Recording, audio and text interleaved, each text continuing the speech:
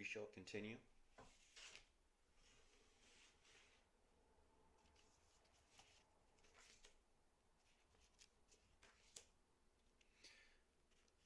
Chapter 4.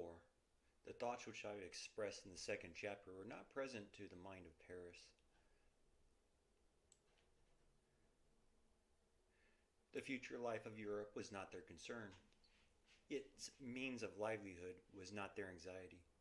Their preoccupation in good and bad alike related to frontiers and nationalities, to the balance of power, to imperial aggrandizements, to the future enfeeblement of a strong and dangerous enemy,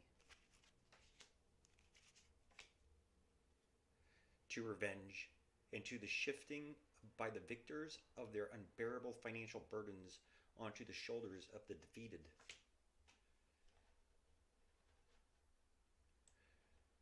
Two rival schemes for the future polity of the world took the field: the 14 points of the President and the Carthaginian peace of M. Clemencio. Yet only one of these was entitled to take the field, for the enemy had not surrendered unconditionally, but on agreed terms as to the general character of the peace.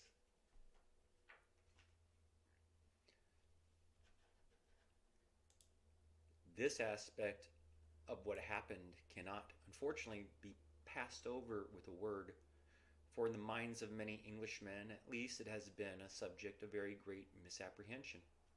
Many persons believe that the armistice terms constituted the first contract concluded between the Allied and associated powers and the German government, and that we entered the conference with our hands free, except so far as these armistice teams might bind us.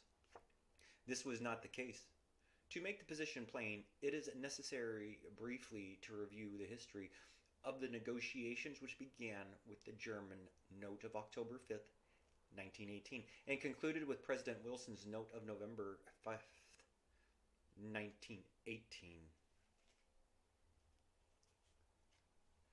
On October 5, 1918, the German government addressed a brief note to the President accepting the 14 points and asking for peace negotiations.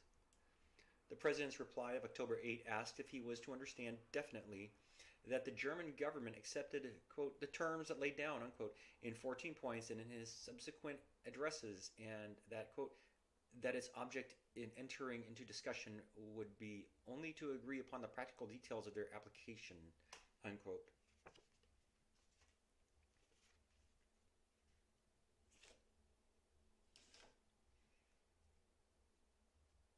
He added that the evacuation of invaded territory must be a prior condition of an armistice. On October 12th, the German government returned an unconditional affirmative to these questions.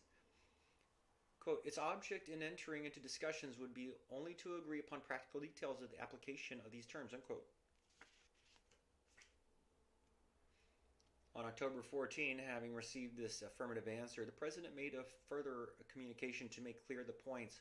One, that the details of the armistice would have to be left to the military advisors of the United States and the Allies, and must provide absolutely against the possibility of Germany's resuming hostilities. Two, that submarine warfare must cease if these conversations were to continue.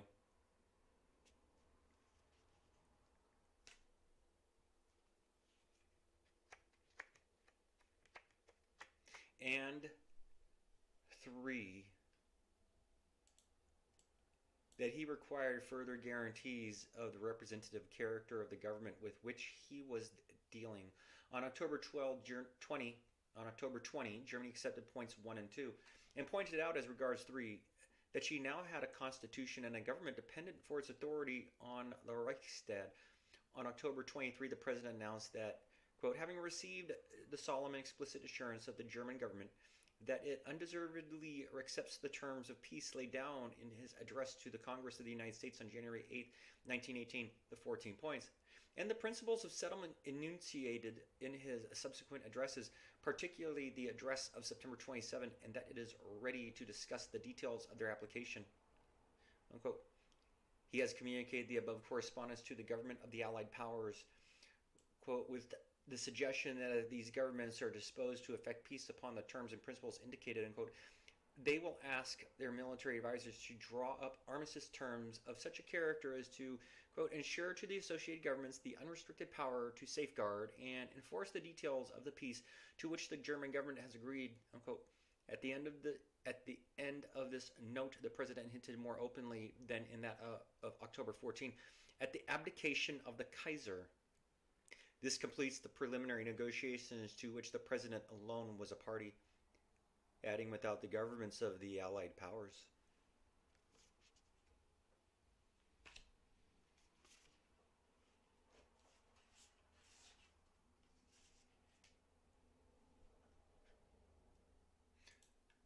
On November 5, 1918, the president transmitted to Germany the reply he had received from the governments associated with him, and added that Marshal Foch had been authorized to communicate the terms of an armistice to properly accredited representatives. In this reply, the Allied governments, quote, subject to the qualifications which follow, declare their willingness to make peace with the government of Germany on the terms of peace laid down in the President's address to Congress of January 8, 1918, and the principles of settlement enunciated in his subsequent addresses, unquote. The qualifications in question were two in number. The first related to the freedom of the seas, as to which they, quote, reserved to themselves complete freedom, unquote. The second related to a reparation and ran as follows, quote, further in the conditions of peace laid down in his address to Congress on the 8th January 1918, the President declared that invaded territories must be restored as well as evacuated and made free. The Allied governments feel that no doubt ought to be allowed to exist as to what this provision implies. By it, they understand that compensation will be made by Germany for all damage done to the civilian population of the Allies and to their property by the aggression of Germany by land, by sea, and from air, unquote.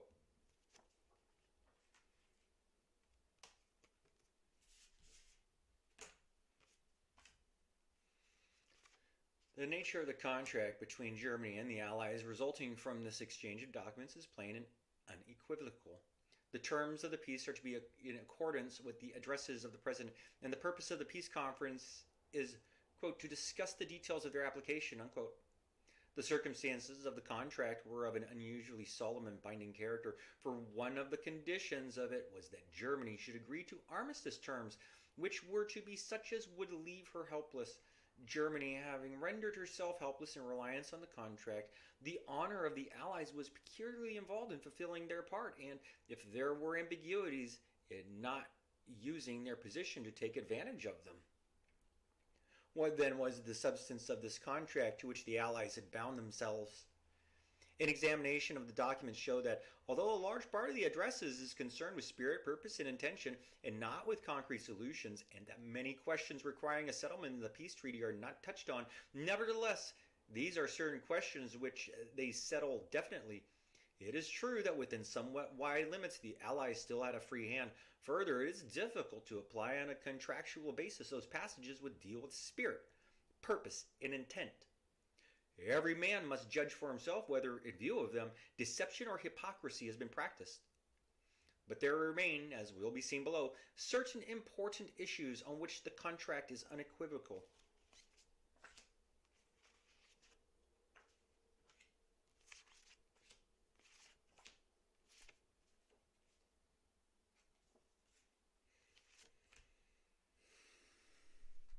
The 14 points, 3. Quote, the removal so far as possible of all economic barriers and the establishment of an equality of trade conditions among all the nations consenting to the peace and associating themselves for its maintenance, unquote. For, quote, adequate guarantees given and taken that the national armaments will be reduced to the lowest point consistent with domestic safety, unquote. 5, quote, a free, open-minded, and absolutely impartial adjustment of all colonial claims, unquote. Regard being had to the interests of the populations concerned. 6, 7, 8, and 11. The evacuation and, quote, restoration, unquote, of all invaded territory, especially of Belgium. To this must be added the right of the Allies claiming compensation for all damage done to civilians and their property by land, by sea, and from the air, quoted in full above. 8. The righting of the wrong done to France by Prussia in 1871 in the matter of Alsace-Lorraine, an independent Poland, including, quote, the territories inhabited by indisputably Polish populations, unquote, and assured a free and secure access to the sea, unquote. 14. The League of Nations.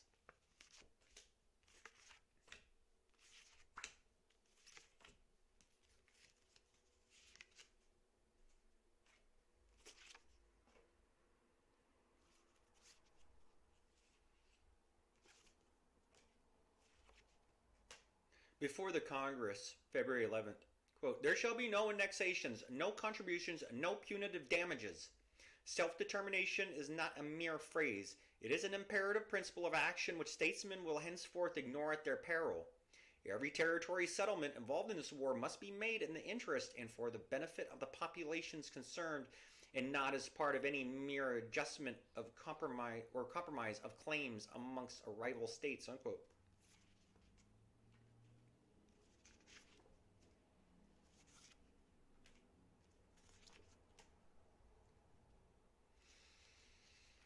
New York, September 27, 1, quote, the impartial justice meted out must involve no discrimination between those to whom we wish to be just and to those to whom we do not wish to be just, unquote. 2, no, quote, no special or separate interest of any single nation or any group of nations can be made the basis of any part of the settlement which is not consistent with the common interest of all, unquote.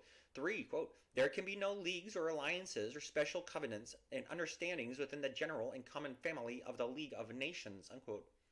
4, quote, there can be no special selfish economic combinations within the League and no employment of any form of economic boycott or exclusion, except as the power of economic penalty by exclusion from the markets of the world may be vested in the League of Nations itself as a means of discipline and control, unquote. 5, quote, all international agreements and treaties of every kind must be made known in their entirety to the rest of the world, unquote.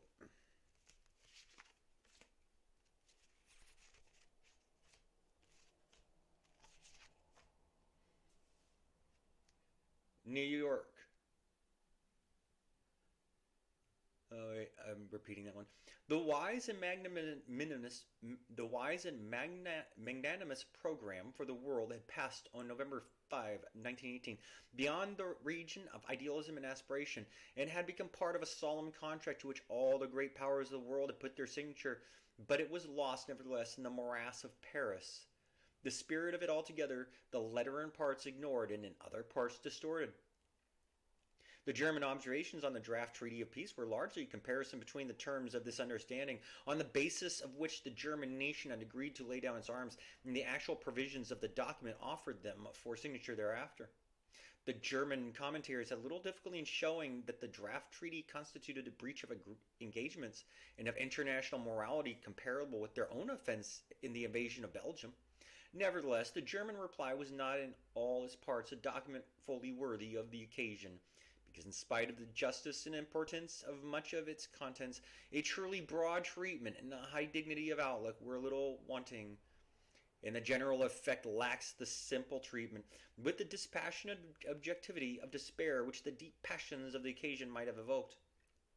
The Allied governments gave it, in any case, no serious considerations, and I doubt if anything which the German delegation could have said at that stage in the proceedings would have much influenced the rest.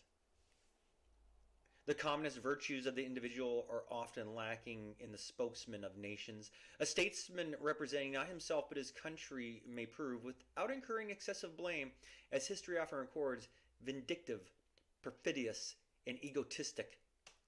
These qualities are familiar in treaties imposed by victors, but the German delegation did not succeed in exposing and burning in prophetic words the quality which chiefly distinguishes this transaction from all its historical predecessors, its insincerity. This theme, however, must be for another pen than mine.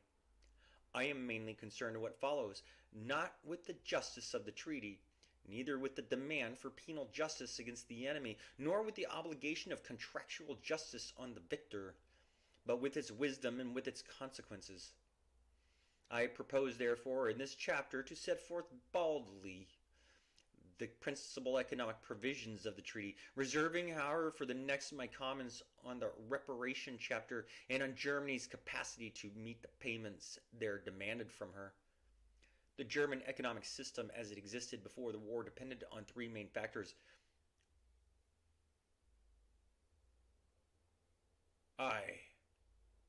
Overseas commerce is represented by her mercantile marine, her colonies, her foreign investments, her exports, and the overseas connections of her merchants. Oh, that was a Roman numeral 1. Roman numeral 2. The exploitation of her coal and iron and the industries built upon them. 3. Her transport and tariff system. Of these, the first, while not the least important, was certainly the most vulnerable. The treaty aims at the systemic destruction of all three, but principally of the first two.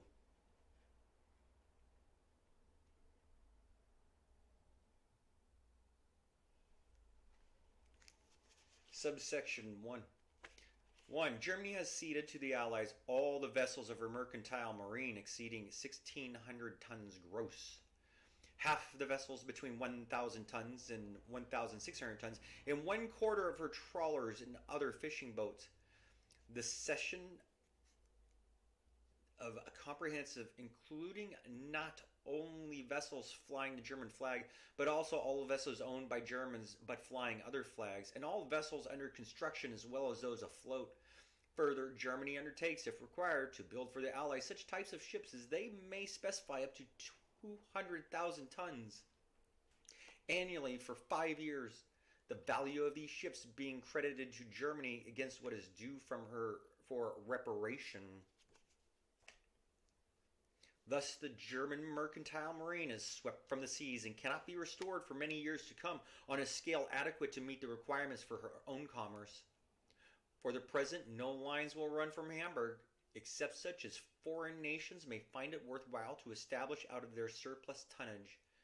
Germany will have to pay foreigners for the carriage of her trade such charges as they may be able to exact, and will receive only such conveniences as it may suit them to give her.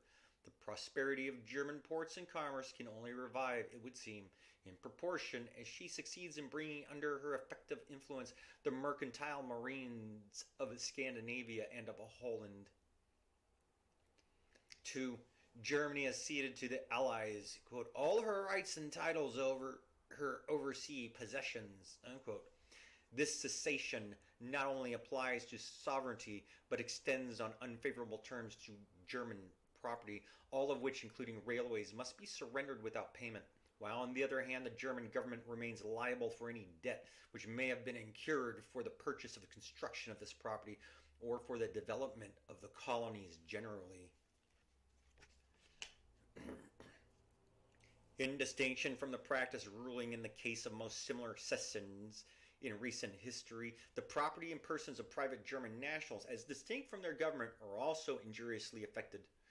The Allied government exercising authority in any former German colony, quote, may make such provisions as it thinks fit with reference to the repatriation from them of German nationals, and to the conditions upon which German subjects of European origin shall or shall not be allowed to reside, hold property, trade, or exercise a profession in them, unquote. All contracts and agreements in favor of German nationals for the construction or exploitation of public works lapse to the Allied governments as part of the payment due for reparations.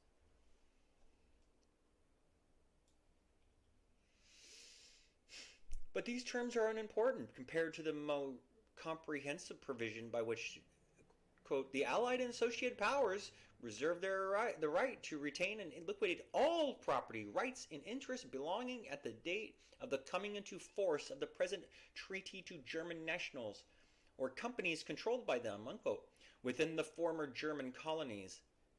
This wholesale expropriation of private property is to take place without the Allies affording any compensation to the individuals expropriated, and the proceeds will be employed first to meet private debts due to Allied nationals from any German nationals, and second, to meet claims due from Austrian, Hungarian, Bulgarian, or Turkish nationals. Any balance may either be returned by the liquidating power direct to Germany or retained by them. If retained, the proceeds must be transferred to the Reparation Commission for Germany's credit to the reparation account. In short, not only are German sovereignty and German influence expropriated extirpated from the whole of her former overseas possessions, but the persons and property of her nationals resident or owning property in those parts are deprived of legal status and legal security.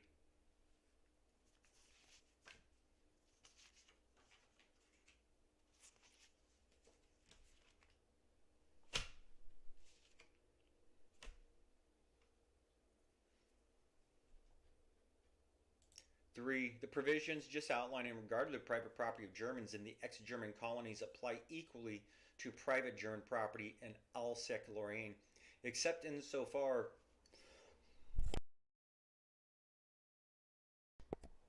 as the German government, as the French government may choose to grant exceptions.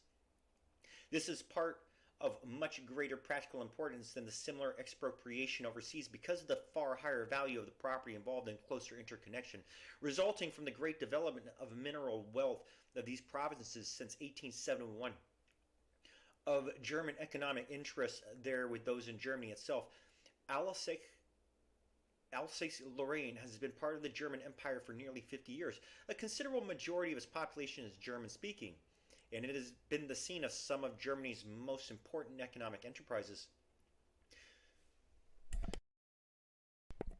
Nevertheless, the property of those Germans who reside there or who have invested in its industries is now entirely at the disposal of the French government without compensation, except insofar as the German government itself may choose to afford it. The French government is entitled to expropriate without compensation the personal property of private German citizens and German companies resident or situated within Alsace-Lorraine, the proceeds being credited in part satisfaction to various French claims. The severity of this provision is only mitigated to the extent that the French government may expressly permit German nationals to continue to reside, in which case the above provision is not applicable. Government, state, and municipal property, on their hand, is to be ceded to France without any credit being given for it. This includes the railway system of the two provinces, together with its rolling stock. While the property is taken over, liabilities contracted in respect of it in the form of public debts of any kind remain at the liability of Germany. The province is also returned to French sovereignty free and quit of their share of German war or pre-war deadweight debt, nor does Germany receive a credit on this account in respect of a reparation.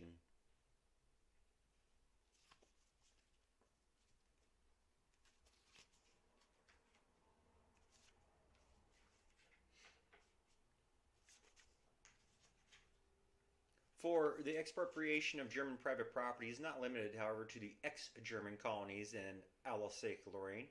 The treatment of such property forms, indeed, a very significant and material section of the treaty, which has not received as much attention as it merits, although it was the subject of exceptionally violent objection on the part of the German delegates at Versailles.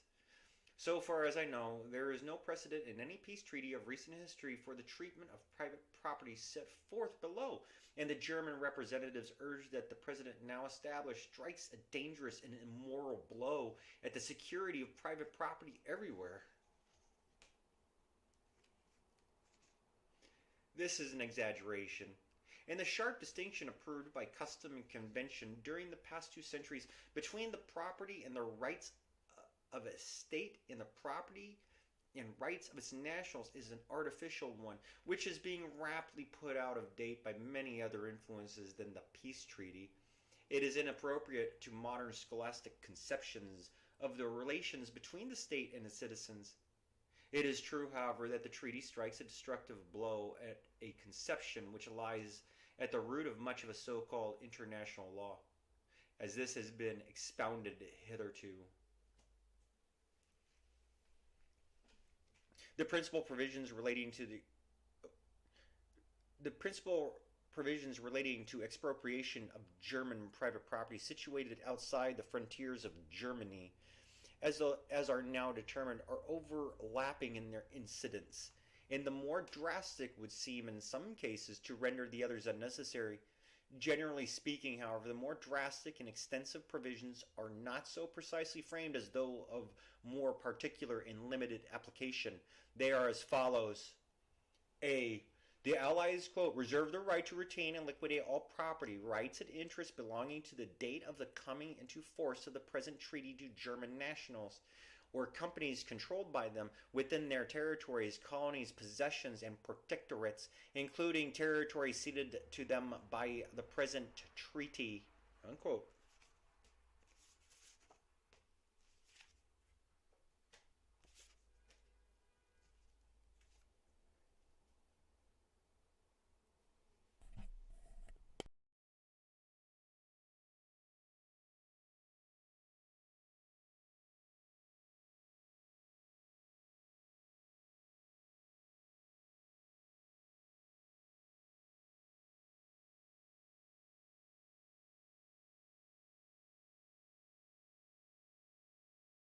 This is the extended version of the provision which has been discussed already in the case of the colonies and of Alsace-Lorraine.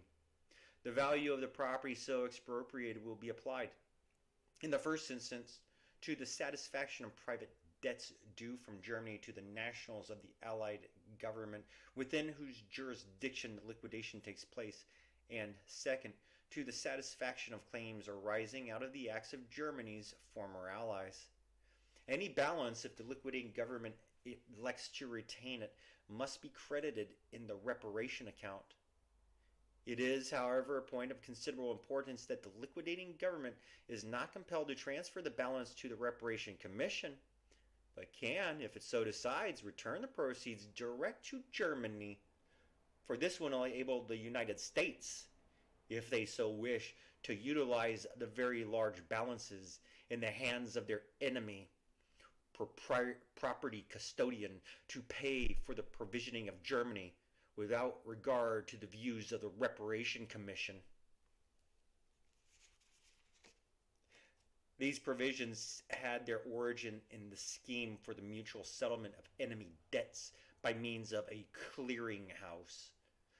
Under this proposal, it was hoped to avoid much trouble and litigation by making each of the governments lately at war responsible for the collection of private debts due from its nationals to the nationals of any of the other governments. The normal process of collecting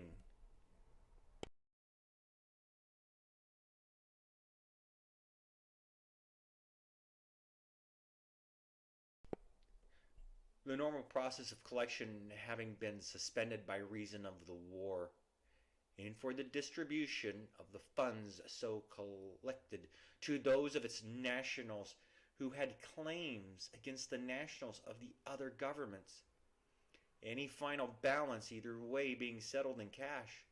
Such a scheme could have been completely bilateral and reciprocal.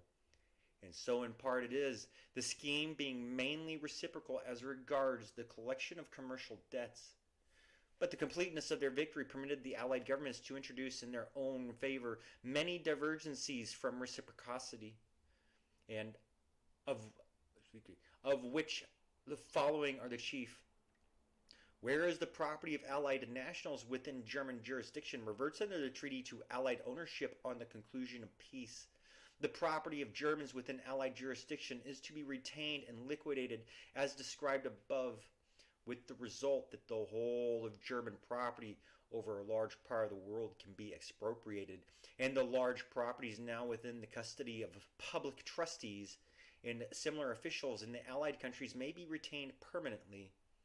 In the second place, such German assets are chargeable not only with the liabilities of Germans, but also, if they run to it, with, quote, payment of the amounts due in respect of claims by the nationals of such allied or associated power with regard to their property, rights, and interests in the territory of other enemy powers, unquote. As, for example, Turkey, Bulgaria, and Austria. This is a remarkable provision, which is naturally non-reciprocal. In the third place, any final balance due to Germany on private account need not be paid over, but can be held against the various liabilities of the German government. The effective operation of these articles is guaranteed by the delivery of deeds, titles, and information. In the fourth place, pre-war contracts between Allied and German nationals may be cancelled or revived at the option of the former, so that all such contracts which are in Germany's favor will be cancelled, while on the other hand, she will be compelled to fulfill those which are to her disadvantage. B. So far, we have been concerned with German property within Allied jurisdiction. The next provision is aimed at the elimination of German interests in the territory of her neighbors, former allies, and of certain other countries. Under Article 260 of the Financial Clauses, it is provided that the Reparation Commission may, within 1 year of the coming into force of the treaty, demand that the German government expropriate its nationals and deliver to the Reparation Commission, quote, any rights and interests of German nationals in any public utility undertaking in any concession operating in Russia, China, Turkey, Austria, Hungary, or Bulgaria, or in the possession or dependencies of these states, or in any territory formerly belonging to Germany or her allies, to be ceded by Germany or her allies to any power, or to be administered by a mandatory under the present treaty, unquote. This is a comprehensive description, overlapping in part the provisions dealt with under A above, but including, if it should be noted, the new states and territories carved out of the former Russia, Austro-Hungarian, and Turkish empires. Thus, Germany's influence is eliminated and her capital confiscated in all those neighboring countries to which she might naturally look for her future livelihood and for an outlet of her energy, enterprise, and technical skill.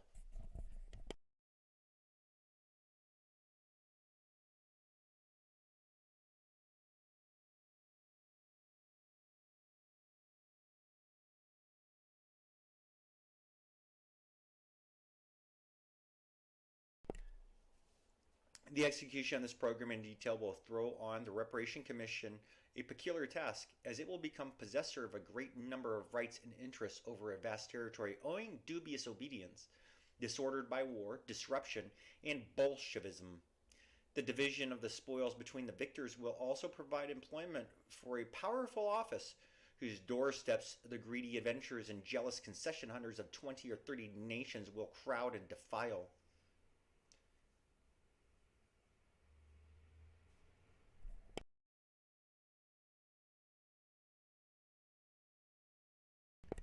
Lest the Reparation Commission fail by ignorance to exercise its rights to the full, it is further provided that the German government shall communicate to it within 6 months of the treaty's coming into force a list of all the rights and interests in question.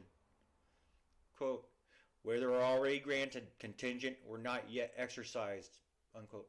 In any which are not so communicated within this period will automatically lapse in favor of the Allied governments.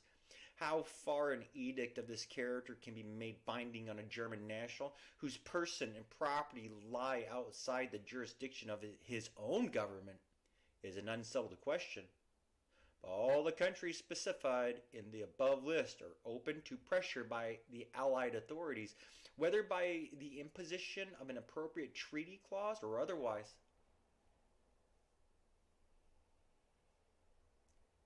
C.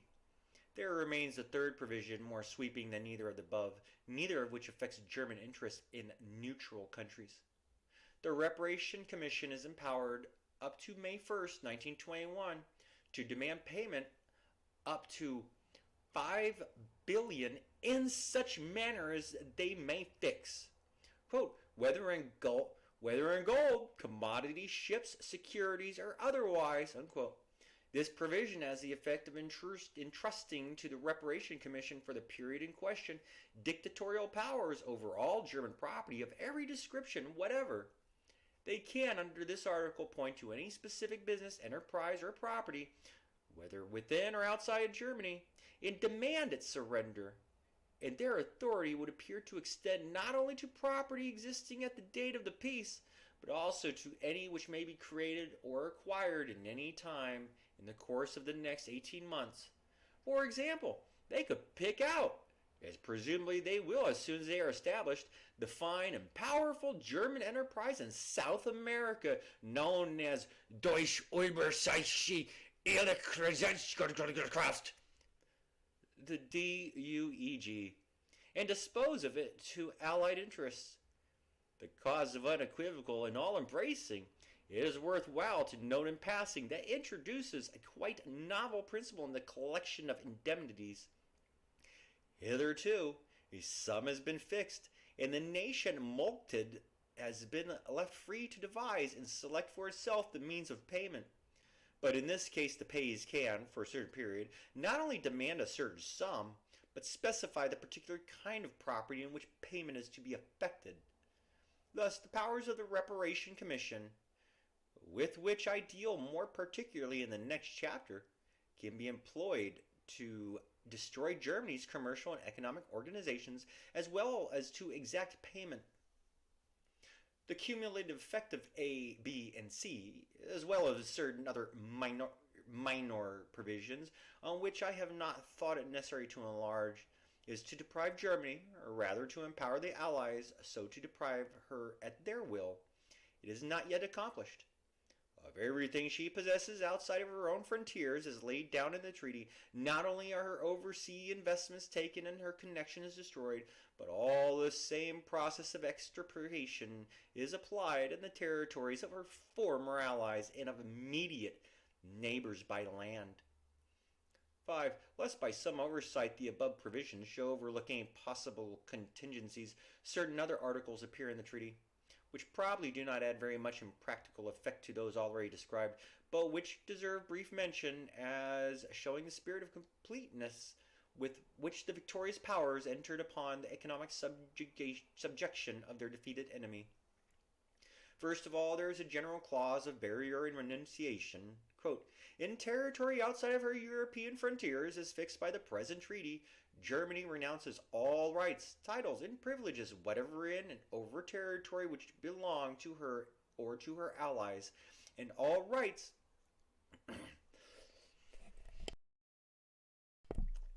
titles and privileges, whatever their origin, which she held as against the allied and associated powers. There follow certain more particular provisions. Germany renounces all rights and privileges she may have acquired in China.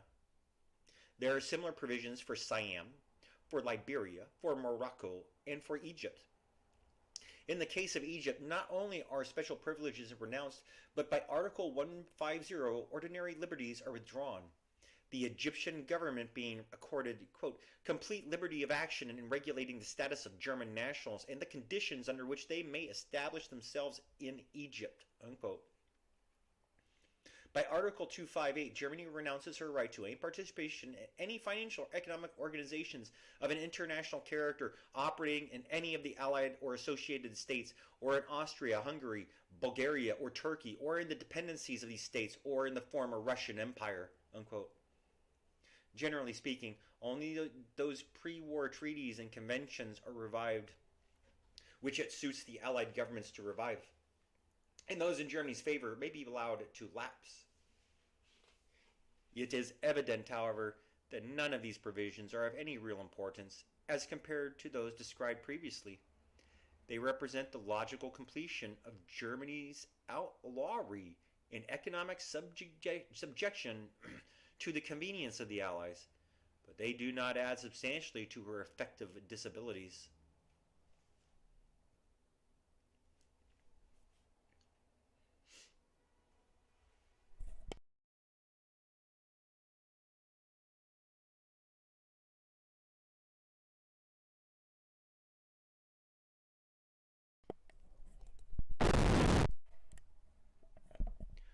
The provisions relating to subsection 2. The provisions relating to coal and iron are important in respect to their ultimate consequences on Germany's internal industrial economy for the money value immediately involved. The German Empire has been built more truly on coal and iron than on blood and iron. The skilled exploitation of the great coal fields of the Ruhr, Upper Silesia, and the solder alone made possible the development of the steel, chemical, and electrical industries, which established her as the first industrial nation of continental Europe.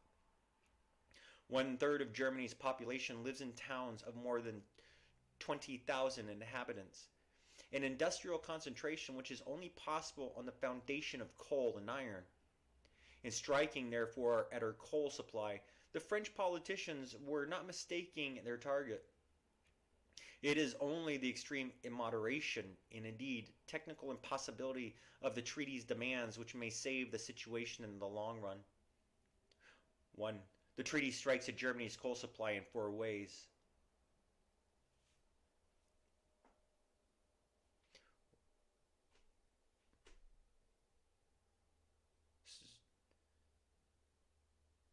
Paragraph 1.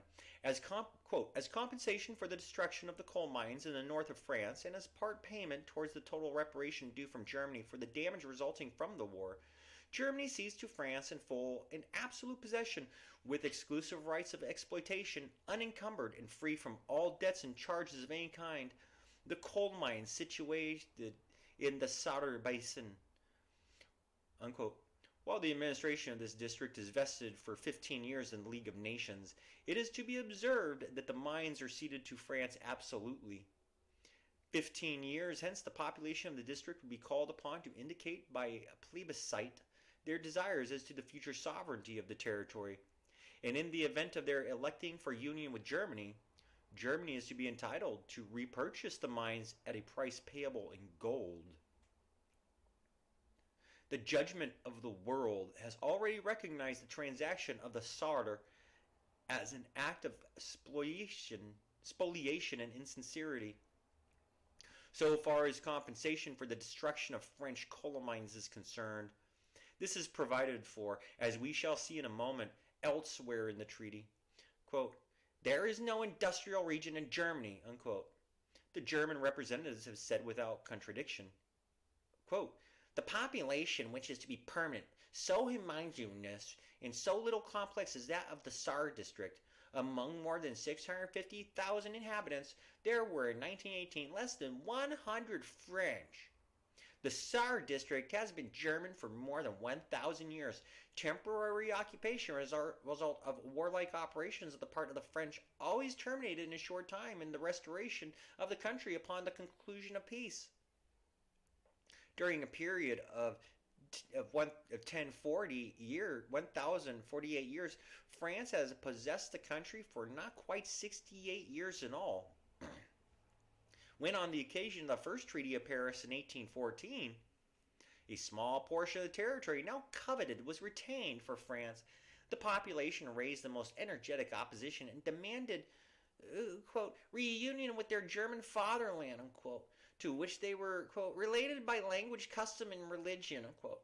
After an occupation of 1 year and a quarter, this desire was taken into account in the Second Treaty of Paris in 1815. Since then, the country has remained uninterruptedly attached to Germany and owes its economic development to that connection, unquote. The French wanted the coal for the purpose of working the iron fields of Lorraine, and in the spirit of Bismarck, they have taken it.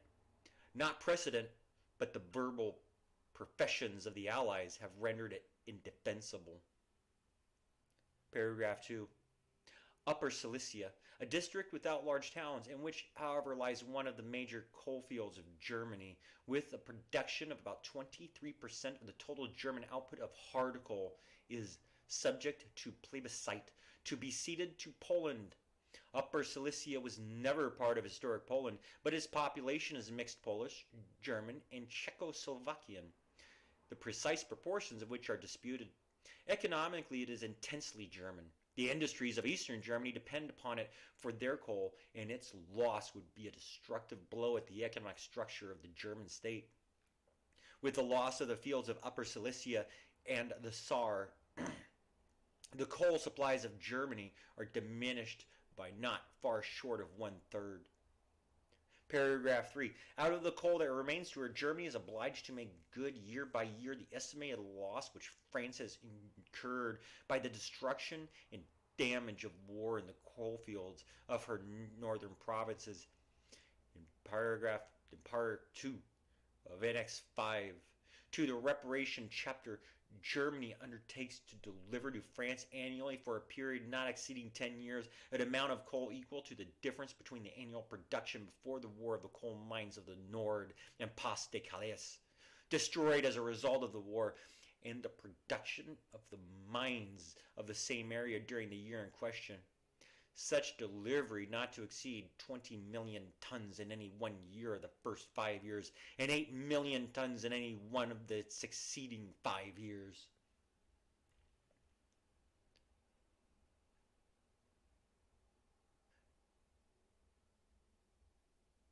I'm going to read that with the quotation marks. Forgot if I did the quotation. Quote,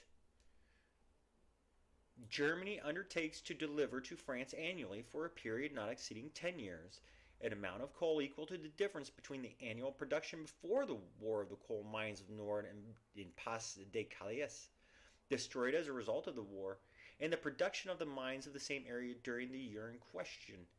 Such delivery not to exceed 20 million tons in any one of the first 5 years and 8 million tons in any one year of the succeeding 5 years, unquote.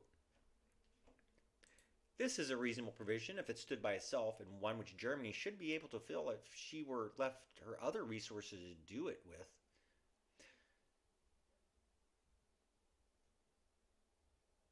For the final provision relating to coal is part of the general scheme of the reparation chapter, by which the sums due for reparation are to be partly paid in kind instead of in cash.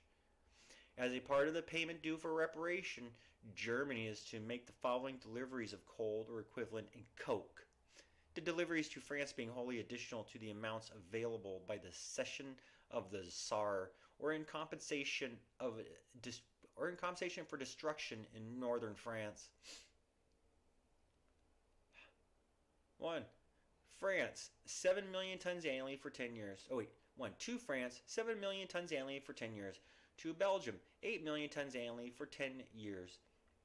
3. To Italy, an annual quantity rising by annual increments from 4,500,000 tons in 1919-1920 to 8,500,000 tons for each of the 6 years, 1923-24 to 1928-29. To Luxembourg, if required, a quantity of coal equal to the pre-war annual consumption of German coal in Luxembourg. This amounts in all to an annual average of about 25 million tons. These figures have to be examined in relation to Germany's probable output. The maximum pre-war figure was reached in 1930 with a total of 191,500,000 tons. Of this, 19 million tons were consumed at the mines, and on balance, i.e. exports less imports, 33,500,000 tons were exported, leaving 139 million tons for domestic consumption. It is estimated that this total was employed as follows: railroads, 18 million tons; gas, water, and electricity, 12,500,000 tons; bunkers, 6,500,000 tons; house fuel, small industry, and agriculture, 24 million tons; industry, 78 million tons, for a grand total of 139 million tons. The diminution of production due to loss of territory is Alsace-Lorraine, 3,800,000 tons; Sarthe Basin, 13,200,000 tons; Upper Silesia, 43,800,000 tons, for a loss of 60,800,000 tons. There would remain, therefore, on the balance of the 1913 output 130,700,000 tons, or deducting consumption at the mines themselves, say 118 million tons. For some years there must be sent out of this supply upwards of 20 million tons to France as compensation for damage done to French mines, and 25 million tons to France, Belgium, Italy, and Luxembourg, as the former figure is a maximum, and the latter figures be slightly less than the earliest years. We may take the total export to Allied countries which Germany has undertaken to provide as 40 million tons, leaving on the above basis 78 million tons for her own use as against a pre-war consumption of 139 million tons. This comparison, however, requires substantial modification to make it accurate. On the one hand, it is certain that the figures of pre-war output cannot be relied on as a basis of present output. During 1918, the production was 161,500,000 tons, as compared with 191,500,000 tons in 1913. And during the first half of 1919, it was less than 50 million tons, exclusive Alsace-Lorraine and the Saar, but including Upper Silesia, corresponding to an annual production of about 100 million tons. The causes of so low an output were in part temporary and exceptional, but the German authorities agree and have not been confused that some of them are bound to persist for some time to come. In part, they are the same as elsewhere. The daily shift has been shortened from 8.5 hours to 7 hours, and it is improbable that the powers of the central government will be adequate to restore them to their former figure. But in addition, the mining plant is in bad condition due to the lack of certain essential materials during the blockade. To the physical efficiency of the men is greatly impaired by malnutrition, which cannot be cured if a tithe of the reparation demands are to be satisfied. The standard of life will have rather to be lowered, and the casualties of the war have diminished the numbers of efficient miners. The analogy of English conditions is sufficient by itself to tell us that a pre-war level of output cannot be expected in Germany. The German authorities put the loss of output at somewhat above 30%, divided about equally between the shortening of the shift and the other economic influences. The figure appears on general grounds to be plausible, but I have not the knowledge to endorse or to criticize it. The pre-war figure of 118 million tons net, i.e., after allowing for loss of territory and consumption at the mines, is likely to fall, therefore at least as low as 100 million tons, having regard to the above factors. If 40 million tons of this are to be exported to the Allies, there remain 60 million tons for Germany herself to meet her own domestic consumption. Demand as well as supply will be diminished by loss of territory, but at the most extravagant estimate, this could not be put above 29 million tons. Our hypothetical calculations therefore leave us with post-war German domestic requirements on the basis of a pre-war efficiency of railways and industry of 110 million tons against an output not exceeding 100 million tons, of which 40 million tons are mortgaged to the Allies. The importance of the subject has led me into somewhat lengthy statistical analysis. It is evident that too much significance must not be attached to the precise figures arrived at, which are hypothetical and dubious, but the general character of the facts presents itself irresistibly. Allowing for the loss of territory and the loss of efficiency, Germany cannot export coal in the near future, and will even be dependent on her treaty rights to purchase in Upper Silesia. If she is to continue as an industrial nation, every million tons she is forced to export must be at the expense of closing down an industry, with results to be considered later.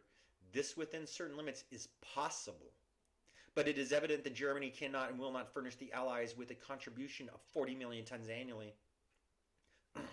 Those Allied ministers who have told their peoples that she can have certainly deceived them for the sake of allaying for the moment the misgivings of the European peoples as to the path along which they are being led. The presence of these illusory provisions, amongst others, is the clauses of the Treaty of Peace, is especially charged with danger for the future. The more extravagant expectations as to reparation receipts, by which finance ministers have deceived their publics, will be heard of no more when they have served their immediate purpose of postponing the hour of taxation and a retrenchment. But the coal clauses will not be lost sight of so easily, for the reason that it will be absolutely vital in the interests of France and Italy that these countries should do everything in their power to exact their bond. As a result of the diminished output due to German destruction in France, of the diminished output of mines in the United Kingdom and elsewhere, and of many secondary causes, such as the breakdown of transport and of organization and the inefficiency of new governments. The coal position of all Europe is nearly desperate, and France and Italy entering the scramble with certain treaty rights will not lightly surrender them. As is generally the case in real dilemmas, the French and Italian case will possess great force, and indeed unanswerable force from a certain point of view. The position will be truly represented as a question between German industry on the one hand and French and Italian industry on the other. It may be admitted that the surrender of the coal will destroy German industry, but it may be equally true that its non-surrender will jeopardize French and Italian industry. In such a case, must not the victors with their treaty rights prevail, especially when much of the damage has been ultimately due to the wicked acts of those who are now defeated? Yet these feelings and these rights are allowed to prevail beyond what wisdom would recommend. The reactions of the social and economic life of Central Europe will be far too strong to be confined within their original limits. But this is not yet the whole problem.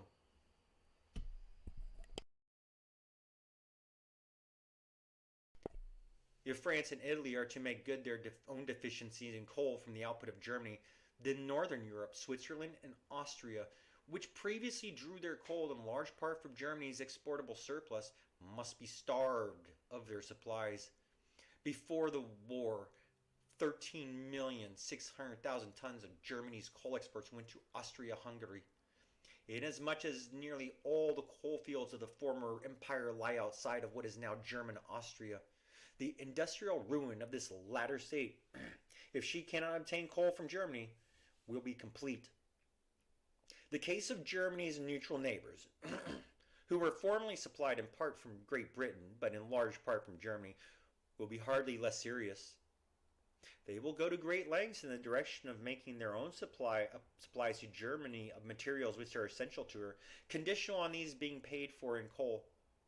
Indeed, they are already doing so. With the breakdown of money economy, the practice of international barter is becoming prevalent. Nowadays, money in Central and Southeastern Europe is seldom a true measure of value in exchange, and will not necessarily buy anything, with the consequence that one country, possessing a commodity essential to the needs of another, sells it not for cash, but only against a reciprocal engagement on the part of the latter country to furnish in return some article not less necessary to the former. This is an extraordinary complication as compared with the former almost perfect simplicity of international trade. But in the no less extraordinary conditions of today's industry, it is not without advantages as a means of stimulating production. The butter shifts of the Ruhr show how far modern Europe has retrograded in the direction of barter, and afford a picturesque illustration of the low economic organization to which the breakdown of currency and free exchange between individuals and nations is quickly leading us. But they may produce the coal where other devices would fail.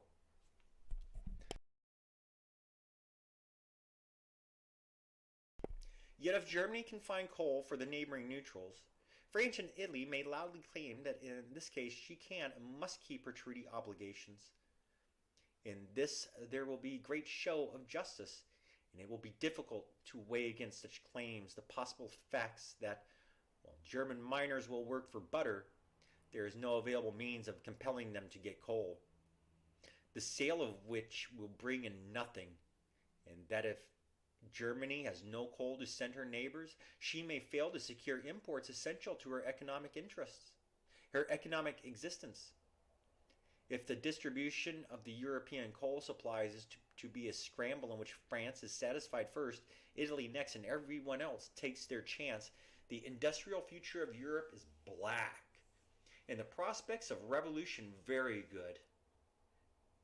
It is a case where particular interests and particular claims, however well founded in sentiment or in justice, must yield to sovereign expediency. If there is any approximate truth in Mr. Hoover's calculation that the coal output of Europe has fallen by 1/3, the situation confronts us where the distribution must be effected with even-handed impartiality in accordance with need, and no incentive can be neglected towards increased production and economic methods of transport. The establishment by the Supreme Council of the Allies in August 1919 of a European Coal Commission consisting of delegates from Great Britain, France, Italy, Belgium, Poland, Czechoslovakia was a wise measure which, properly employed and extended, may prove of great assistance, but I reserve constructive proposals for Chapter 7. Here I am only concerned with tracing the consequences per impossible of carrying out the treaty au pays des lettres. 2. The provisions relating to iron ore require less detailed attention, though their effects are destructive. They require less attention because they are in large measure inevitable. Almost exactly 75% of the iron ore raised in Germany in 1913 came from Alsace-Lorraine. And this the chief importance of the stolen provinces lay. There is no question but that Germany must lose these ore fields. The only question is how far she is to be allowed facilities for purchasing their produce. The German delegation made strong efforts to secure the inclusion of a provision by which coal and coke to be furnished by them to France should be given in exchange for minette from Lorraine. But they secured no such stipulation, and the matter remains at France's option. The motives which will govern France's eventual policy are not entirely concordant. While Lorraine comprised 75% of Germany's iron ore, only 25% of the blast furnaces lay within Lorraine and the Sarre Basin together, a large proportion of one being carried into Germany proper. Approximately the same proportion of Germany's iron and steel foundries, namely 25%, were situated in Alsace-Lorraine. For the moment, therefore, the most economical and profitable course would certainly be to export to Germany, as hitherto, a considerable part of the output of the mines. On the other hand, France, having recovered the deposits of Lorraine, may be expected to aim at replacing as far as possible the industries which Germany had based on them, by industries situated within her own frontiers.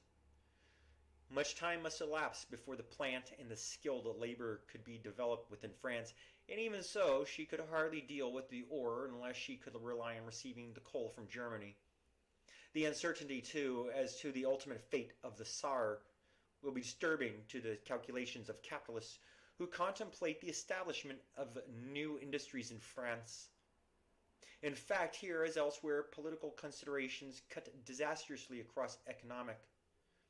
In a regime of free trade, free economic intercourse would be of little consequence that iron lay on one side of a political frontier and labor, coal, and blast furnaces on the other.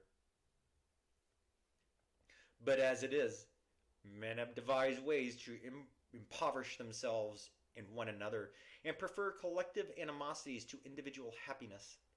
It seems certain, calculating on the present passions and impulses of European capitalistic society, that the effective iron output of Europe will be diminished by a new political frontier, which sentiment and historical justice require, because nationalism and private interest are thus allowed to impose a new economic frontier along the same lines. These latter considerations are allowed, in the present governance of Europe, to prevail over the intense need of the continent for the most sustained and efficient production to repair the destructions of war, and to satisfy the insistence of labor for a larger reward. The same influences are likely to be seen, though on a lesser scale, in the event of the transference of Upper Silesia to Poland. While Upper Silesia contains but little iron, the presence of coal has led to the establishment of numerous blast furnaces. What is to be the fate of these?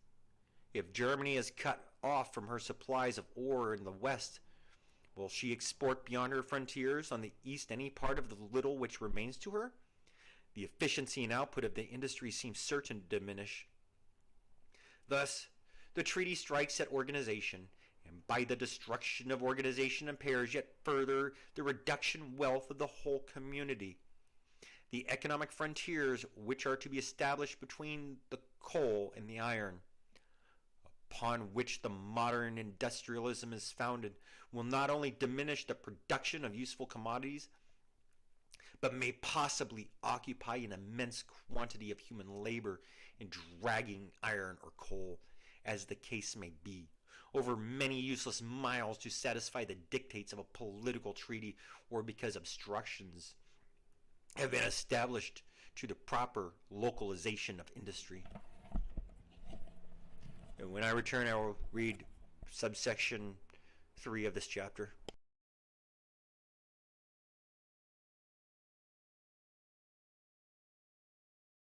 Wait, I shall continue. It is short. There remain those treaty provisions which relate to the transport and the tariff systems of Germany. These parts of the treaty have not nearly the importance and the significance of those discussed hitherto. They are pinpricks, interferences and vexations, not so much objectionable in their solid consequences as dishonorable to the Allies in the light of their professions. Let the reader consider what follows in the light of the assurances already quoted, in reliance on which Germany laid down her arms. 1. The miscellaneous economic clauses commence with a number of provisions which would be in accordance with the spirit of the third of the 14 points, if they were reciprocal, both for imports and exports. And as regards tariffs, regulations, and prohibitions, Germany binds herself for 5 years to accord most favored nation treatment to the Allied and Associated States. But she is not entitled herself to receive such treatment. For 5 years, Alsace-Lorraine shall be free to export to Germany without payment of customs duty up to the average amount sent annually into Germany from 1911 to 1913. But there is no similar provisions for German exports to Alsace-Lorraine. For 3 years, Polish exports to Germany, and for 5 years, Luxembourg's exports to Germany are to have a similar privilege, but not German exports to Poland or to Luxembourg. Luxembourg also, which for many years has enjoyed the benefits of inclusion within the German customs unit, is permanently excluded from it henceforward. For 6 months after the treaty has come into force, Germany may not impose duties on imports from the Allied Associated States higher than the most favorable duties prevalent before the war, and for a further 2 years and a half, making 3 years in all.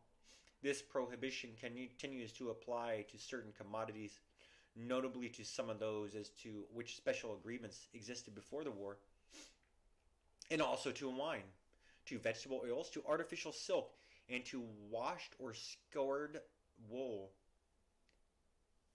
This is a ridiculous and injurious provision by which Germany is prevented from taking those steps necessary to conserve her limited resources for the purchase of necessities and the discharge of reparation. As a result of the existing distribution of wealth in Germany and of financial wantonness amongst individuals, the offspring of uncertainty, Germany is threatened with a deluge of luxuries and semi-luxuries from abroad, of which she has been starved for years, which would exhaust and diminish her small supplies of foreign exchange. These provisions strike at the authority of the German government to ensure economy in such consumption, or to raise taxation during a critical period. What an example of senseless greed, overreaching itself, to introduce, after taking from Germany what liquid wealth she has, and demanding impossible payments for the future, a special and particularized injunction that she must allow as readily as in the days of her prosperity the import of champagne and of silk. One other article affects the customs regime of Germany, which, if it was applied, would be serious and extensive in its consequences.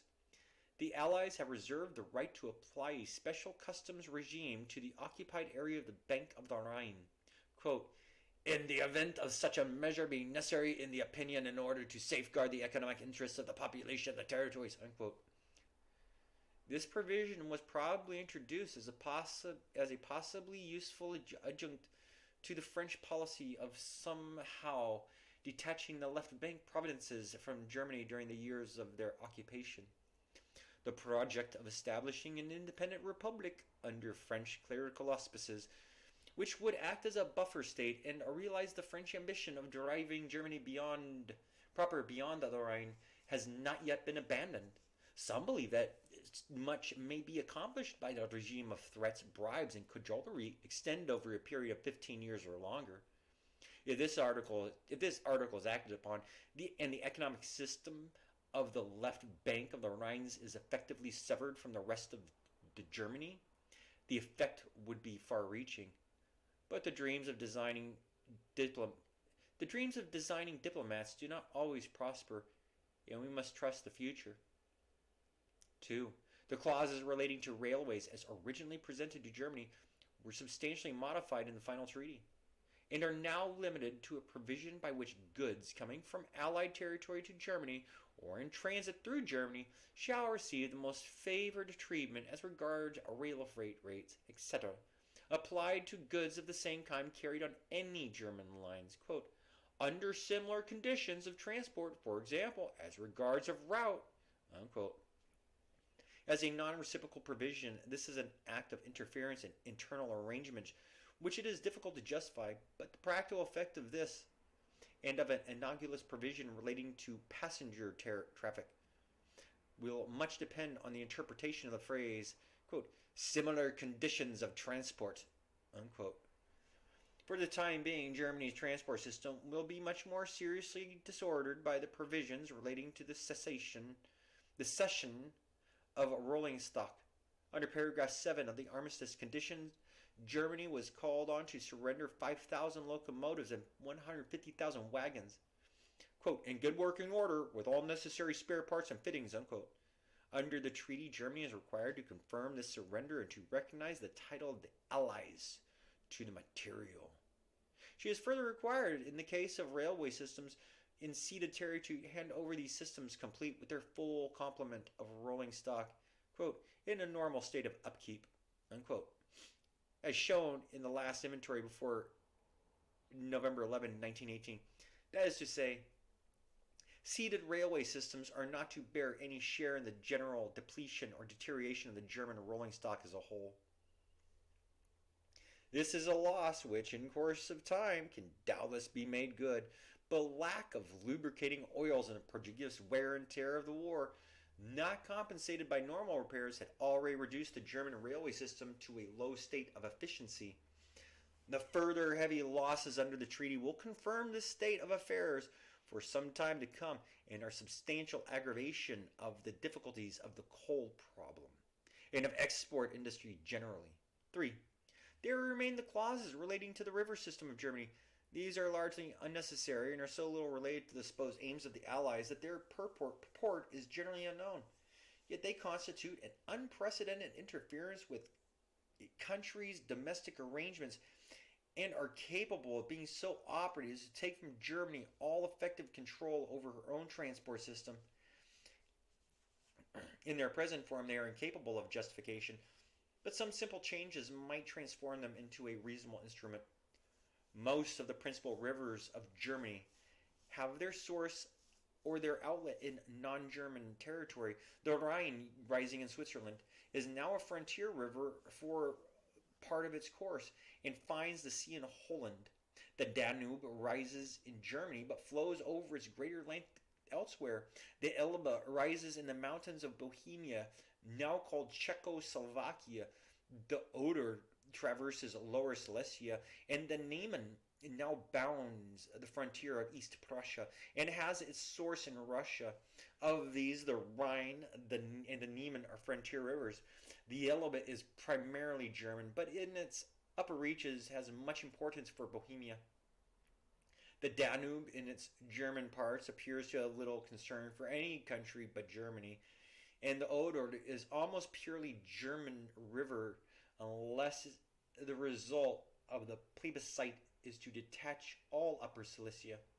Rivers which, in the words of the treaty, quote, naturally provide more than one state with access to the sea, unquote, properly require some measure of international regulation, adequate guarantees against discrimination. This principle has long been recognized in the International Commission which regulate the Rhine and the Danube, but on such commissions the states concerned should be represented more or less in proportion to their interests. The treaty, however, has made the international character of these rivers a pretext for taking the river system of Germany out of German control. after certain articles which provide suitably against discrimination and interference with freedom of transit, the treaty proceeds to hand over the administration of the Elbe, the Oder, and the Danube, and the Rhine to international commissions. The ultimate powers of these commissions are to be determined by, quote, a general convention drawn up by the Allied and associated powers and approved by the League of Nations, unquote. In the meantime, the commissions are to draw up their own considerations and are apparently to enjoy powers of the most extensive description. Quote, particularly in regard to the execution of works of maintenance, controlled improvement of the rivers on the river system, the financial regime, the fixing and collection of charges, and regulations for navigation, unquote. So far, there is much to be said for the treaty. Freedom of through transit is not an unimportant part of good international practice and should be established elsewhere. The objectionable feature of the commissions lies in their membership. In each case, the voting is so weighed as to place Germany in a clear minority. On the Elbe Commission, Germany has 4 votes out of 10. On the Oder Commission, 3 out of 9. On the Rhine Commission, 4 out of 19. On the Danube Commission, which is not yet definitely constituted, she will be apparently in a small minority. On the government of all these rivers, France and Great Britain are represented. And on the Elbe, for some undiscoverable reason, there are also representatives of Italy and Belgium. Thus, the great waterways of Germany are handed over to foreign bodies with the widest powers, and much of the local domestic business of Hamburg, Magdeburg, Dresden, Stettin, Frankfurt, Breslin, and Ulm will be subject to foreign jurisdiction. It is almost as though the powers of continental Europe were to be placed in a majority on the Thames Conservancy or the ports of London. Certain minor provisions follow lines which, in our survey of the treaty, are now familiar. Under Annex 3 of the Reparation Chapter, Germany is to cede up to 20% of her inland navigation tonnage. Over and above this, she must cede such proportion of her river craft upon the Elbe, the Oder, the Niemen, and the Danube as an American arbitrator may determine. Quote, due regard being had to the legitimate needs of the parties concerned, and particularly to the shipping traffic during the 5 years preceding the war, unquote. The craft so ceded to be selected. The craft so ceded to be selected from those most recently built. The same course is to be followed with German vessels in tugs on the Rhine, and with German property in the port of Rotterdam, where the Rhine flows between France and Germany. France is to have all the rights of utilizing the water for irrigation or for power, and Germany is to have none. And all the bridges are to be French property as to their whole length. Finally, the administration of the purely German Rhine port of Kiel, lying on the eastern bank of the river, is to be united to that of Strasbourg for 7 years and managed by a Frenchman to be nominated by the new Rhine Commission. Thus, the economic clauses of the treaty are comprehensive, and little has been overlooked which might impoverish Germany now or obstruct her development in future. So situated, Germany is to make payments of money on a scale and in a manner to be examined in the next chapter.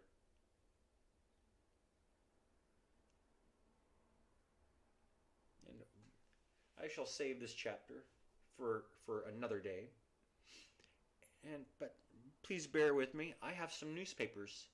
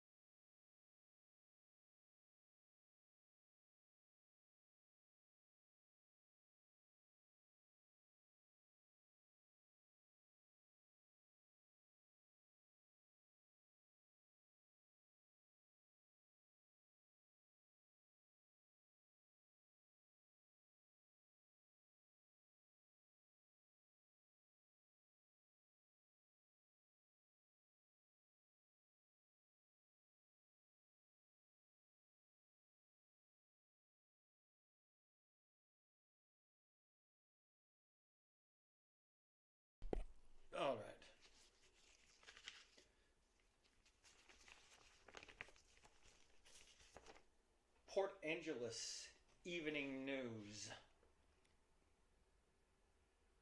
Volume 28, number 235. Blackout signals. Oh, wait, let me get the date. Port Angeles, Washington, Tuesday, January 18th, 1944. 5-cent daily. Member, Associated Press. For victory, buy U.S. war bond stamps. Blackout signals, warning alarms, fluctuating signal, gas alarms, church bells, all clear, continuous blast on siren for 2 minutes duration, siren test every Saturday noon. Headquarters, Fire Hall phone, 1628. Headlines for today. CFC head reports on trip, urges war needs. Quote, for every newspaper leads us to believe we are doing very well in the war. But unfortunately, a lot of boys are still losing their lives or limbs on the battlefronts. While I was in San Francisco last week, a whole shipload of casualties came in, including many bundle cases, men whose arms and legs are all gone. We've got to help everyone realize the hard road ahead and the need for everyone to buy war bonds to limit of his ability. President E. J. Rapp told the Chamber of Commerce Monday noon. The Chamber President, who is also chairman of the bond drive, observed that, quote, it is going to take a greater effort by all to increase sales to the $685,000 county quota for sales to individuals in this fourth war loan drive. The bond sales to corporations, quota $315,000, are easy. None of us take any special credit for them, but to increase sales to individuals as required is going to take a lot of work.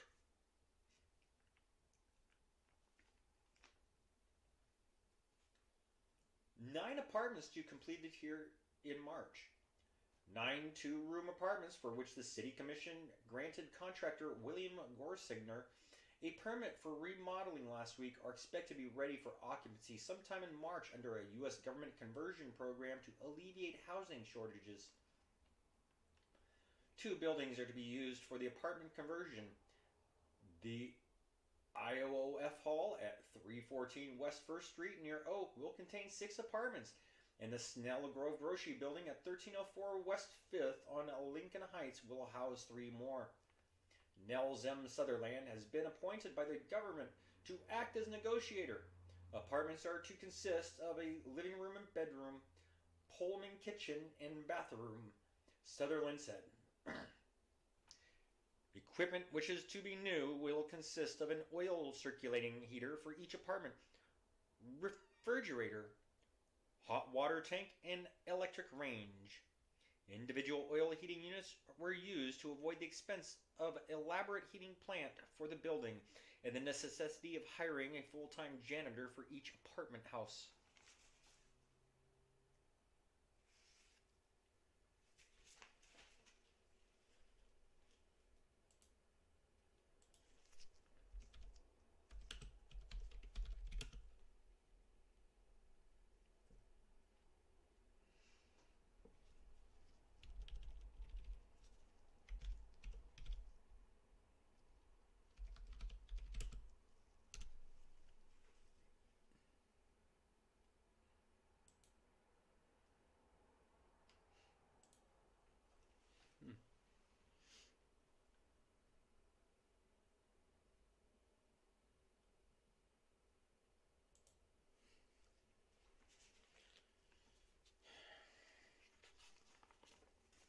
New city salary schedule shows 3rd wartime increase. The 1944 salary schedule for city officers and employees, adopted by the City Commission last Wednesday, is contained in Ordinance Number 1122, published in today's legal advertising columns. A comparison with the schedule published a year ago shows that principal charges are general monthly increases of $20 in police and fire departments, $15 in water, light and parks department, and in office staff. This is the third consecutive year in which most city salaries have increased $15 or more, according to the annual salary ordinances. Salaries for 1943 were in general higher than 1942 by $15 to $35 per month, with police and fire departments receiving most of the larger increases, $25 to $35. Salaries for 1942 were in general higher than 1941 by $15 to $25 per month. There were some adjustments in 1941 over 1940, mostly $5 to $10, but no general increases. The general increases commenced with the United States entering the war. The city portion of the Civilian Defense Commissioner's salary remains unchanged at $150 per month, to which the county adds $65. The police judge, who was not raised last year, is raised $50 in this year, making a total increase of $100 per month since 1940. The librarian and children's librarian, who have been receiving only $15 and $20 more than 1940, were raised $25 this year. Salaries of the city's most elective officials are not carried in annual salary ordinances, which cover appointed officers and employees only. In the 1944 budget, the elective officials' salaries remain unchanged from last year, $2,000 for mayor and $1,800 each for the finance commissioner and public works commissioners. Argentina mourns for quake victims. Buenos Aires, AP. Argentina observed a national day of mourning today for the thousands killed and injured in the devastating earthquake which leveled the Andean city of San Juan during the weekend. As the death toll mounted, 900 bodies have been dug out of the ruins so far, and hundreds more are known to be dead. Estimates of the damage, including part of the wine crop, reached as high as 400 million pesos, $100 million. The ruined city has been entirely evacuated, and only soldiers and rescue squads still remain. Digging among the debris, President General Pedro Ramirez is expected to arrive in San Juan today to assume personal direction of rescue and relief work. The actual number of injured, which has been estimated as high as 13,000, still was uncertain. Public and private contributions are continuing to pour in and are expected to reach 40 million pesos. The British Embassy donated 50 tons of packaged food, which was about to be shipped overseas to British prisoners of war in Germany. 2 German organizations donated 38,000 pesos. Army transport plane crashes in Oakland. Oakland, California, AP. An Army transport plane crashed today a few minutes after it left the Oakland airport, and all aboard, probably 8, were killed. The twin-engine ship fell in a residential area, demolishing a house, and the resulting fire spread to several other homes. Police believed all occupants of the house escaped. The Army said the big plane fell a few minutes after taking off. Residents of the area saw it flying low. Its lights blinked on and off several times, and then it appeared to drop straight down.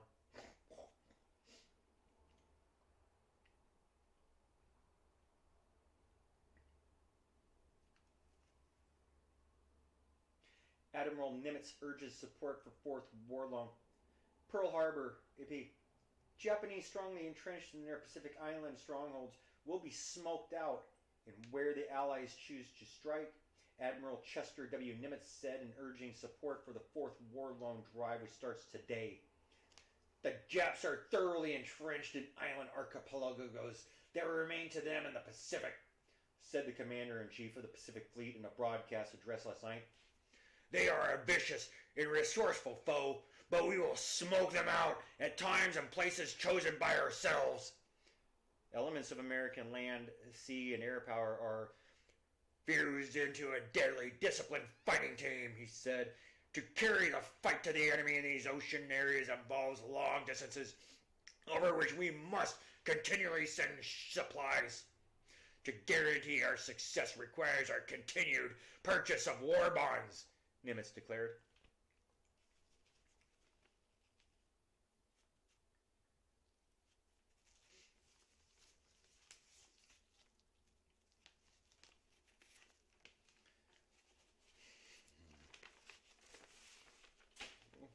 Dropped a page. That's it. I have to wear my special gloves. Let the oil in my hands disintegrate this.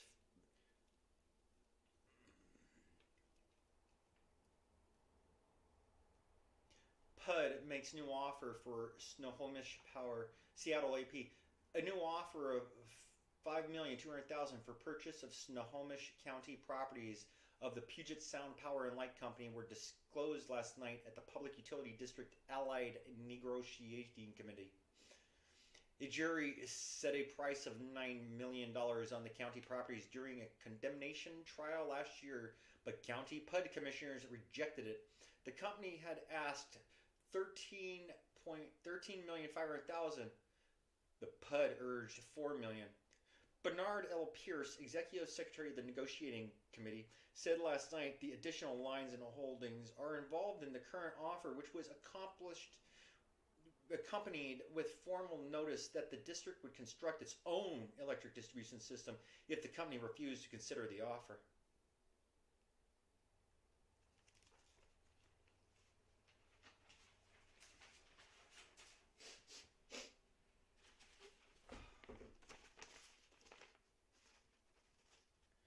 Page 2.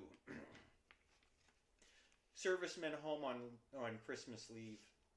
Among local servicemen who pleasantly surprised their family by being home for Christmas is Corporal William Shore, who is visiting his family at 530E 7th on a 10-day furlough from Camp Adair, Oregon. Apprentice seaman Donald Summers, son of Mr. and Mrs. Guy Summers of Gale's Addition, is home on leave from his station at Kansas University. Summers graduated from Roosevelt High School in 1940 and attended Washington State College until his enlistment in the Navy last June. He will leave for Kansas Saturday. Chief Petty Officer Mark Cole is home on a Christmas leave from the South Pacific, visiting his wife and 2 children at 107 East 6th. Chief Cole has been with the Navy Seabees Construction Unit. Jack Cathcart, Chief Pilot in the Naval Reserve, and his wife are in Port Angeles from his base on Ontario, Oregon, visiting at the home of his parents, Mr. and Mrs. Harry Cathcart, 208 East 8th. Mr. and Mrs. Cathcart expect to be here until Tuesday.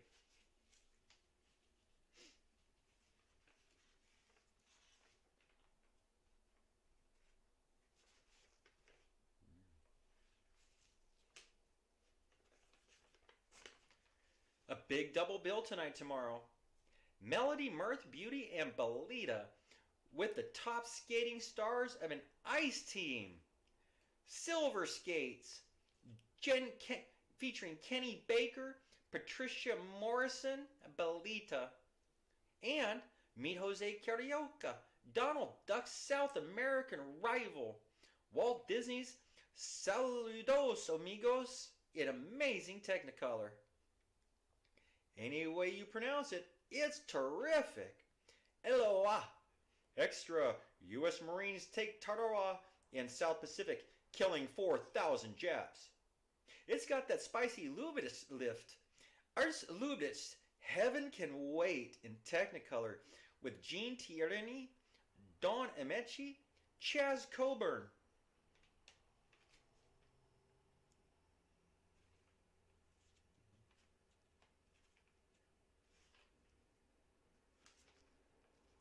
Merry Christmas to you and you and you, and also a really corking New Year. Navy Lodge number 353, Benevolent and Protective Order of Elks.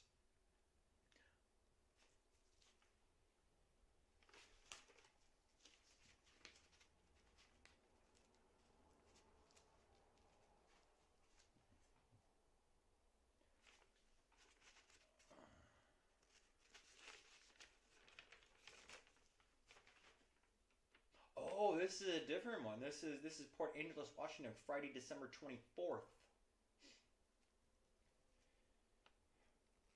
Allied bombers hit Jap bases in several areas. Advanced Allied headquarters, New Guinea. January 24th, 1943. Advanced Allied headquarters, New Guinea, December 24th. Allied planes struck right and left of the narrow waterway between New Britain and New Guinea, doing heavy damage to Japanese supply facilities and air bases and shooting down at least 14 enemy aircraft, the High Command said today. The heaviest concentration of enemy ships reported in the Marshalls was sighted by American Army and Navy flyers who attacked two atolls in the mid-Pacific island group. 20 ships were counted at Kwajalein, indicating Japanese reinforcements against a possible invasion strike. 2 transports and a freighter in the harbor at Waiwak on the northeast coast of New Guinea received 2 direct bomb hits each from Mitchell medium bombs that scudded in low to also set fires in aerodrome and supply dump areas and silence anti-aircraft positions. Escorting Lightning fighters pounced on 30 Japanese intercepting planes, downing 14 and probably 2 more. An enemy bomber was destroyed on the ground. 2 Allied fighters were shot down. 1 plane was missing and several were damaged in the hot fight, the communique said. Cape Gloucester on the western shore of New Britain was blasted with 153 tons of bombs in another of the aerial attacks, which were made Wednesday. Aerodrome, supply, and bivouac areas are located in this vital enemy sector, which has been churned by nearly 2,200 tons of explosive in almost daily attacks since December 1st. 22 enemy supply and troop-carrying barges were destroyed or damaged by Allied planes and light naval craft in their patrols of barge routes along the New Guinea coast and eastward to New Britain and the Solomon Islands.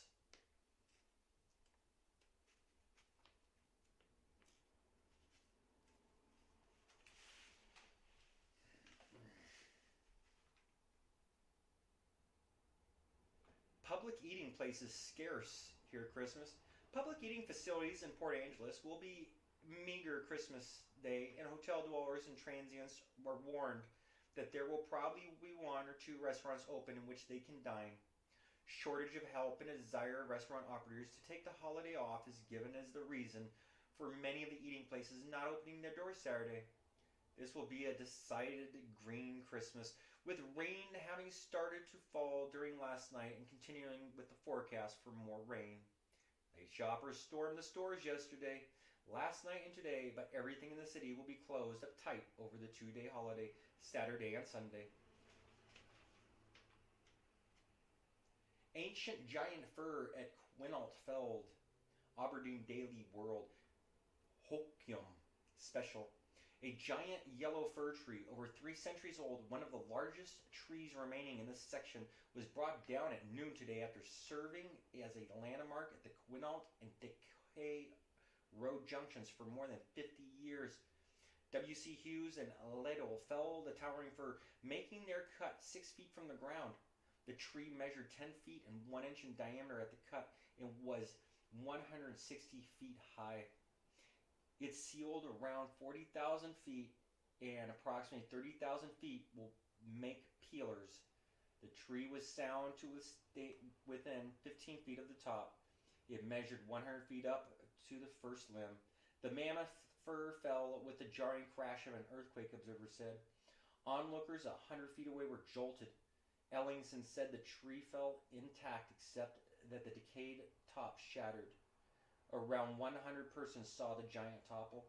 The tree was too large for Amund Ellingson, pioneer homesteader, to log with his bull team over 40 years ago, when Polson brothers logged on the Ellingson property, also with ox team. It looked too big for them also. Now, however, it will be taken out with the caterpillar and trucks to be cut into airline stock.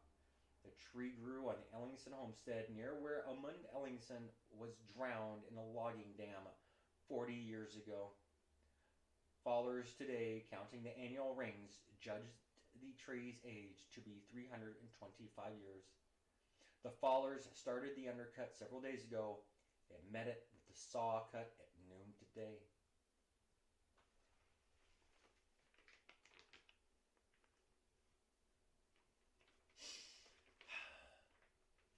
(1943), 24 years after the Treaty of Peace.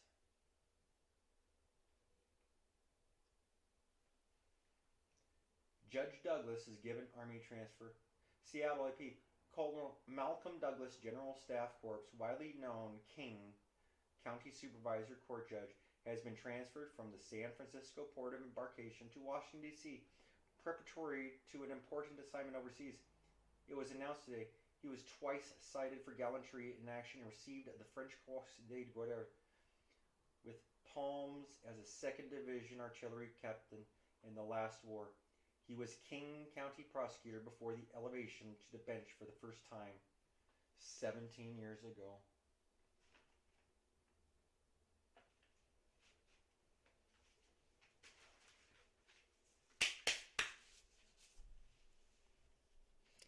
And with that, I'm not making